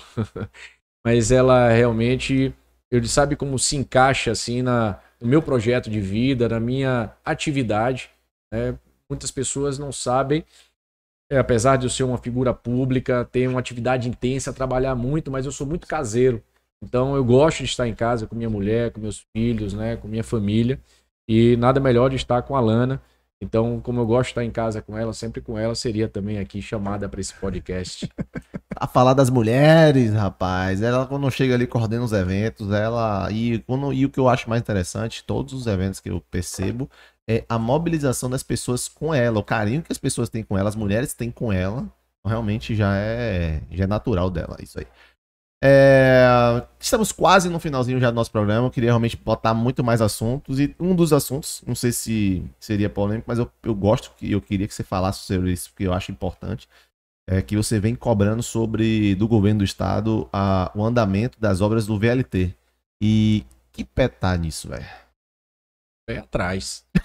Amarrado de corda. Pé atrás. Né? Primeiro, todo o respeito ao nosso folclórico saci brasileiro, que é perneta, ali é uma obra não tem perna, né? Então primeiro parecia um saci mesmo, porque veio ali pulando, o estado acabou criando uma expectativa de se estabelecer ali um veículo leve sobre trilho, fez uma licitação, acabou contratando por um determinado valor um outro sistema que na verdade é um monotrilho.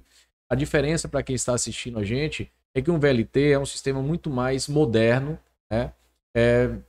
Que circula em trilho também, enquanto que o monotrilho ele é um veículo que roda em pneus sobre uma estrutura em concreto elevada, totalmente diferente do que é um VLT, que poderia inclusive comportar não só o transporte de passageiros, como o transporte de carga. Então, e o mais surpreendente, foi anunciado quando foi feito o leilão que aquela obra custaria 1,5 bilhão, 1 bilhão e 500 milhões de reais. E nós descobrimos, depois de 2 audiências públicas na Câmara, que na verdade o contrato foi de 2 bilhões e 800 milhões de reais e já teria sido feito um aditivo, ou seja, um acréscimo num total de 5 bilhões e 200 milhões de reais antes da ordem de serviço. E é o que a gente viu foi só o desmonte dos trilhos e até hoje a obra não foi efetivamente iniciada, não existe um prazo de conclusão e, consequentemente, o maior prejudicado é a população do subúrbio, usuária do sistema antigo de trens que pagavam a tarifa de 50 centavos entre Paripe e a calçada ou vice-versa e passou então a não ter mais esse sistema, tendo que usar o sistema de ônibus que hoje está os valores de tarifas que a gente tem 10 vezes maior. De 50 centavos para então, 4,80. Não é só isso, não. Assim. E o percurso que as pessoas faziam não estão fazendo mais, né? Não faz. O tempo que tinha, enfim. Então, a gente tem, inclusive, só para fechar esse raciocínio, nós somos autores, eu sou autor da Lei de Transparência nas Obras Públicas, e visando exatamente fazer com que a gente buscasse uma contribuição para acabar com essa coisa de obra inacabada no Brasil, na Bahia e em Salvador. Infelizmente, essa obra do BLT talvez aí vai ser um dos pepinos para a Semineto, se os baianos assim desejarem ele como governador, resolver a partir de janeiro de 2023. A gente está na reta final da gente, mas eu não posso deixar de citar esse assunto, né, sobre o turismo étnico Afro-Salvador. Poxa. É super importante. Então, o senhor participou, né? O senhor tava junto com toda a galera que estava abraçado com esse projeto. Como é que funcionou isso? Olha, primeiro que foi uma concepção essencial do Prodetur, que é esse programa de financiamento junto ao BID. Se estabeleceu que a população preferencial seriam mulheres, né, negras, para inserir no mercado do turismo aqui na Bahia. Então, a população afrodescendente era, vamos dizer assim, a população, diria, preferencial de incorporação. A partir dessa essência foi desenvolvida uma das ações que era exatamente o estabelecimento de um plano de desenvolvimento do turismo étnico de Salvador. Nós tivemos que contratar consultorias, reunir, logicamente, as contribuições em uma série de discussões com os segmentos e conseguimos concluir o plano, e plano esse que foi financiado na sua execução. Entre os programas, nós tivemos aí, na verdade, uma série de rodadas de negócios. Mais recentemente ocorreu no Centro de Convenções uma feira, inclusive internacional, para toda a produção associada ao turismo étnico afro estivesse à disposição, inclusive de agência internacional. Então, eu acho que é uma grande experiência. Inclusive, eu tenho gravado, está aqui no meu celular, depoimentos de figuras, né, que nunca tiveram, vamos dizer assim, relações políticas com o nosso grupo. A gente sabe que tem muitos segmentos e muitos movimentos negros, inclusive, em defesa da reparação ou de uma série de políticas públicas que achavam que só governos à esquerda ou de esquerda poderiam ser capazes de produzir algum programa e algum plano como o nosso. E reconhecem em uma série de depoimentos que a gestão nossa conseguiu produzir mais do que isso, né? Além do plano, a execução, e estão muito satisfeitos com isso. E a gente tira de uma vez por todas, com esse plano, aquele estigma de usar a baiana de acarajé ou a baiana de receptivo num folheto de promoção da Bahia na capa e não dar realmente o reconhecimento de tudo aquilo que está por trás dessa produção, dessa cultura, dessa história e dessa capacidade de que essa baiana seja inserida no mercado como, eu diria, agente econômico associado ao turismo. Então, eu falo isso com paixão e divido isso com uma série de técnicos da Secretaria de Cultura e Turismo, em nome de Simone, essa técnica fantástica que conduziu, entre outros, esse plano e tem conduzido esse programa aí tão bem. Continuando falando de turismo, saber o seu depoimento. Você acha que tá faltando ou porque eu vejo que você cobra? Tá acontecendo o seguinte, ó. Muita violência contra o turista e não tá tendo solução. Então eu queria que você falasse mais sobre isso pra gente. Eu vejo que você cobra do governo do estado, mas não estão te ouvindo, né? E eu queria te ouvir sobre esse assunto, porque é importância, né, velho? As pessoas, pra gente, sem turismo, não rola o capital das pessoas. Então fala pra mim sobre isso, Paulo. Olha, enfim, eu acho que a violência tem ocorrido indistintamente, seja para turistas, seja para baianos, soteropolitanos. Essa semana foi uma semana muito dura, porque a gente que acompanha o dia a dia e a rotina da cidade sabe que a violência está chegando para todos, né?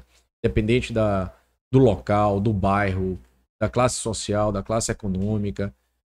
Mas é claro que o caso aí da adolescente de 15 anos, que foi assassinada, né? Porque seja no momento do roubo ali, né? Não tem nenhuma possibilidade de que houvesse uma reação. Aquilo, a mãe, uma menina de 15 e uma menina de 12, e não sei se aquelas mulheres estavam drogadas, provavelmente, né? Uma arma como uma .40 para de repente disparar aquilo ali no peito de uma adolescente. Mas isso tem que marcar realmente, né? Marcar para que a gente possa, balançar e vamos lá, o que é isso? Isso não pode estar acontecendo num momento, num lugar daquele, num momento como aquele. Mas a violência se espalhou. E para o turista, e tem um efeito de fato muito nocivo. Assim como nós vimos lá a portuguesa que provocou um gesto de racismo para os filhos e as filhas de Bruno Gagliasso e a esposa, né, lá em Portugal, e ganhou o mundo até o ponto do presidente da República de Portugal ter que se manifestar, teve que dar uma entrevista sobre aquilo, responder aquilo. Aqui no Brasil, a violência sobre os turistas tem manchado muito a imagem, né, do Brasil, da Bahia e aqui em Salvador, né?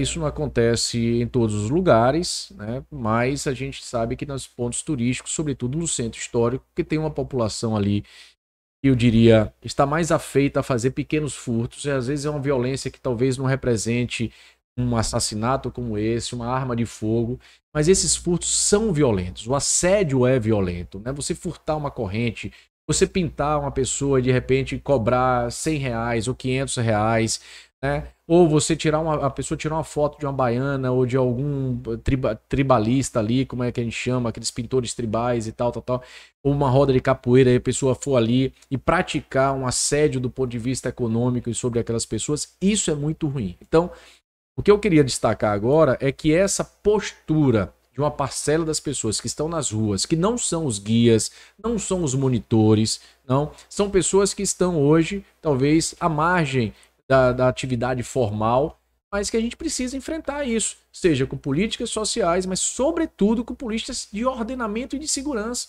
A gente não pode estar andando ali pelo centro histórico, pelo Pelourinho ou por outros pontos da cidade e ver muitas vezes uma viatura onde os policiais eles não agem nem no processo preventivo. Então é preciso existir que a polícia turística ela tenha habilidade para poder lidar com isso. Então, eu resumo tudo isso dizendo que a gente tem um problema muito maior de violência instalada hoje na Bahia, né, e que está afetando a todos, mas no ponto de vista da atenção ao turista, o Estado precisa ter também maior apetite, maior capacidade e competência para lidar com esse receptivo e com essa relação na cidade. Senão não vai adiantar a gente estar investindo R$10 milhões por ano, 20 milhões, 100 milhões para promover Salvador e promover a Bahia bem, quando a gente faz aqui. Depois eu posso até comentar qualquer coisa sobre a política de promoção do Estado, que eu acho que é deficitária e não é competente, mas não adianta investir se você tem uma repercussão dessa que eu diria é muito maior negativamente do que a boa experiência que as pessoas passam aqui pela nossa cidade e pela Bahia. Então é isso aí, galera. Chegamos realmente no finalzinho. Queria agradecer a todos que estão no chat ainda. Quem não se inscreveu, por favor, se inscreve. A gente sabe que estamos numa pré-candidatura, então não pode se falar de política ainda, dizer o que vai fazer, o que não vai fazer. Mas eu queria realmente só que você desse falasse o que você quisesse falar sobre a sua campanha, o que ele já fez. A gente conseguiu dar um apanhado de muitas coisas. Para poder falar de tudo, que tem aqui, seriam 2 podcasts de 2 horas, mas não dá, não tem condições. Mas eu acho que deu para poder mostrar para todo mundo um pouco da sua carreira política, um pouco das coisas que aconteceram, um pouco. E esse pouco a gente consegue disseminar muito para a galera entender que não foi da noite pro dia que você decidiu virar deputado estadual. Não foi da noite pro dia que você... São 30 anos de política, 15 anos efetivamente a partir do primeiro cargo político. Então, realmente, tem que respeitar. Não é? Muito. Muito.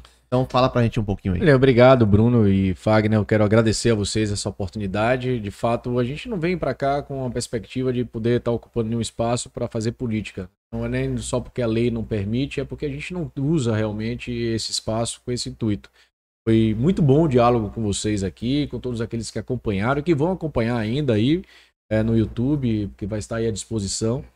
Agradeço, então vai passar por períodos, né, que antecedem ou são posteriores aí às eleições, mas é claro que eu estou permitido pela lei dizer por que eu quero ser deputado, né? Aqui no papo a gente já pôde trazer algumas possibilidades de fazer essa alusão, fazer essa referência, mas de fato eu quero levar toda a minha experiência, né, para, eu diria, atuar em áreas que eu ainda não posso atuar como vereador de Salvador. É claro que também quero ascender para poder trazer o meu grupo e as minhas pessoas para essa perspectiva de ascensão também. Então, é um passo que ele é traçado não só do ponto de vista pessoal, pela minha vocação, pela minha expectativa de vida, pelo meu desejo de contribuição, mas também do meu grupo. Então, eu quero agradecer todas as pessoas que são meus eleitores, que acompanham o meu trabalho, né? E que são aquelas pessoas que motivam também. Então, se eu não perceber, ou melhor, a partir do momento que eu perceba que eu já não correspondo a essas expectativas, talvez até eu saia de cena política, deixando de ser candidato, porque não tem outro motivo. Vamos lá, a gente vai ter aí a convenção dia 5 de agosto, né? Amanhã. Sexta-feira, dia 5 de agosto. As candidaturas elas vão ser homologadas. Dia 16 de agosto começam aí sim as eleições propriamente ditas, para esse período de campanha.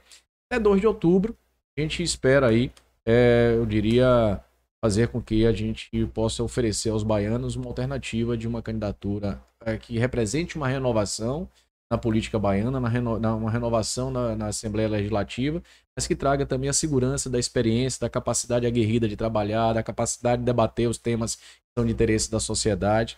E é dessa forma que a gente vai se apresentar aí assim, no momento certo, com nome, com número, com proposta, né, com uma série de elementos que vão servir aos eleitores tomarem a decisão. Então, obrigado a vocês também por essa oportunidade, pelo papo de hoje, e quem sabe a gente volta aí para só me chamar que a gente passa mais 2 horas aí, não tem problema não. Me chame que bom. Queria só para encerrar, agradecer ao senhor, porque por eu participar da cultura, tem muita gente que não sabe, quando a pandemia bateu em Salvador logo, que parou a música, que parou todo mundo, todos os músicos pararam de trabalhar, eu fui uma das pessoas que briguei muito, que lutei muito, junto com o Sindicato dos Músicos, junto com o Galego, Valentim, a gente foi na secretaria, e aí, com muita luta, não sei se chegou a seu conhecimento, mas a lista inicial de todos os músicos e as pessoas da cultura de Salvador, até chegar lá para liberar aquelas 2 levas de cesta básica no centro de convenções, foi eu que fiz. Ah, é? Ah, vou saber. E foi trabalho duro. Olha, porque eu recebendo ligação todo dia e link e aquela coisa. E hoje eu posso estar agradecendo pessoalmente aqui, porque ajudou muita gente. Era muita gente que não tinha nenhum dinheiro de transporte para ir buscar o alimento e não tinha nada para comer em casa. Então, a Prefeitura de Salvador ajudou muito, muito, muito, muito. Então, lhe agradeço pessoalmente por isso. E a gente vem aqui justamente para contar a história do convidado. A gente não vem fazer política, a gente vem para contar a história, para as pessoas conhecer como é que surgiu, como é que aconteceu, como é que tá hoje e a atualidade, enfim, é justamente para a pessoa conhecer, quem às vezes tem uma pessoa que tem um pensamento equivocado sobre ela e depois que sabe da história fala, pô, realmente foi isso que aconteceu. E já muda o pensamento. Então, muito obrigado por vir doar esse tempo com a gente aqui. Engrandece nosso programa. Espero que seja de espelho também para outras pessoas virem também contar a história. A gente tá esperando sua esposa também. É verdade. A gente não falou aqui boca para fora, não. É verdade. A gente tá esperando. No dia que ela puder vir, ela tá convidada já. E é isso, Bruno. Pronto, aí eu queria, para poder finalizar, agradecer assim, porque agradecer por ter vindo. Porque tem muita gente que aceita o desafio, aceita o convite, mas só aceita. Aparecer que é bom, nada. Então é aquela situação. Foi muito solícito a equipe, esposa, conversando com a Antonella no WhatsApp, ela é muito rápida. Rápida mesmo, quando ela fala, ela já responde, ela já tal. Então foi muito gratificante essa situação. E não é clichê que eu já acompanho só desde todos os eventos da associação. Eu estou presente, eu fico lá no canto, eu vejo, tu não é tudo e tu não é seu carinho. Você presente em todos, né? A Semi não pode ir, você vai lá. Tô aqui, ó, tô aqui, eu tô aqui. Você sempre tá lá participando, isso realmente é verdade. Eu tenho como comprovar. E é isso aí, para mim também foi muito gratificante. E agora finalizamos com o convidado. O microfone é seu, você pode falar o que você quiser e estamos até a próxima. Depois que puder mesmo falar mais coisas e mais para frente aí, quando a gente conseguir outra A gente solta. a gente traz de novo o homem para poder falar mais um pouquinho. Não, é só agradecer a vocês realmente e é claro que a gente está numa vida muito ativa e por dias dessa semana eu estava inclusive viajando pela Chapada. Eu quero agradecer nesse momento também a Antonella, que abordou realmente a possibilidade da gente estar nesse dia aqui. E é claro, dizer a vocês que é muito importante a gente estar se comunicando, né, se apresentando. A gente vive muitas vezes de referências para criar empatia ou antipatia pelas pessoas. E nada melhor do que a gente estar aqui nesse papo muito aberto, conversando com vocês, criando empatia, criando realmente aí a possibilidade que a gente tem de chegar a tantas outras pessoas. Parabéns pelo podcast. De fato, uma grande experiência que eu tive aqui e uma satisfação também. Então, obrigado pela oportunidade e até a próxima. Lembrando que me chame para jogar bola, me chame para ir para política, me chame para qualquer coisa, mas o nosso único acordo é nunca esqueça de me deixar de chamar. Ok? Chama lá. Então nessa, me chama, por favor.